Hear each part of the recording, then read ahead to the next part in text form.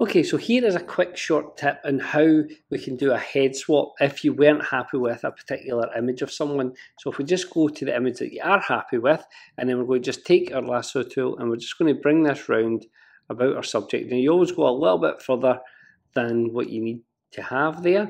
So we bring this round here, and then we're going to drag this and we're going to put it into our image that we want. And we're going to turn the opacity down on that image because we're going to line it up to himself here. Let's just see here. So he's in line here.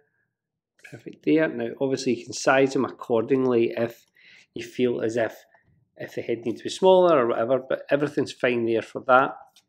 We're going to add a layer mask to our image, and then we're just going to use a soft round brush, the softest brush you've got, and we're just going to start to erase out where we don't want something.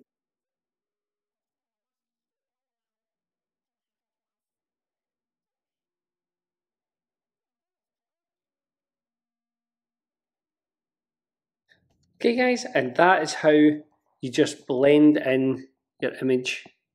So then if you want to do a head swap on your subject, if you're not happy with the one that you have. Hope that helps you, and I'll catch you on the next short tip.